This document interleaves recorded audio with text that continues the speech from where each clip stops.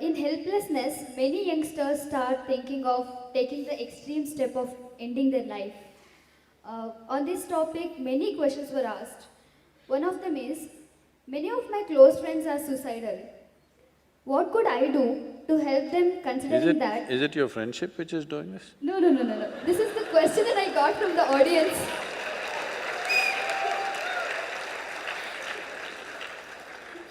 This is one of the questions. I thought you were quite a friend. Okay. That person want to know that how can that person help her friends help her friends to get rid of this thought, and they don't want to do yoga. That's a rider, huh? So, let's answer from this end. First of all, what is yoga? Well, right now unfortunately even in this country where it all began, people's idea of yoga is actually a rebound from the American coast. They think yoga means twisting yourself into various postures, impossible postures,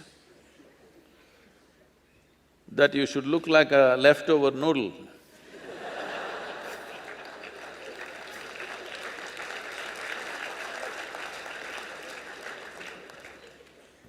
No, I want you to understand what yoga means. Yoga means union. Union means, see right now you're here, even you are breathing? Your friend also breathing? You think so? Okay. Of course, you're eating food, drinking water. There are many other levels of transactions, but at least these very physical things, you understand, without this transaction, you cannot exist, isn't it so? Hello? So in a way, what this is telling you is, you're just a small creature, just a small pop-up. You have pop-ups on your phone screen which pop up and pop out. On this planet, you're just a pop-up and you will pop out. Yes. So, you think you're an individual existence by yourself. No. If you lose connection with the atmosphere around you, you will die, isn't it? If you don't eat or drink, you will die. Not just that, every cell, every subatomic particle in this body is in transaction. If the transaction doesn't happen, you can't exist for a moment. But psychologically, you get yourself into such a cocoon that you think you are an individual existence all by yourself. Yoga means you consciously obliterate the boundaries of your individuality. Because if you do not consciously obliterate the boundaries of your individuality, then unknowingly your life is you versus the universe. It's a very… You must listen to me on this one, you can take my advice on this. It's a bad competition to get into. You versus the universe, definitely you will feel like dying. When you face such a big competition, it's not worth living, it'll become like that. So how people normally handle it is by obliterating it in unconscious ways a little bit.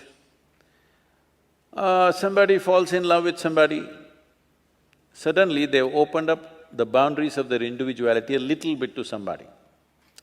The English expression of falling in love is a good expression because something of you has to fall. You can't rise in love, you can't fly in love, you can't climb in love, you have to fall in love. That means… that means something of you has to be stripped, something of you has to fall down. You have to make space for something else. Little bit of unconscious yoga you did. Does he still don't want to do yoga? So this longing to to break the boundaries, if it finds very physical, basic expression, we call this sexuality. If it finds emotional expression, we call this a love affair. If it finds a mental expression, it gets labeled as ambition, conquest or simply shopping. If it finds a conscious expression, we call it yoga. In your life, what do you think? Whatever you do in your life, is it better to do consciously or unconsciously? What do you think? Consciously.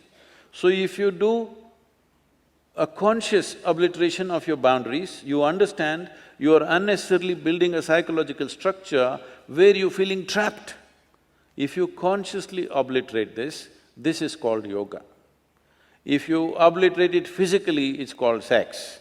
If you obliterate it emotionally, it's called love.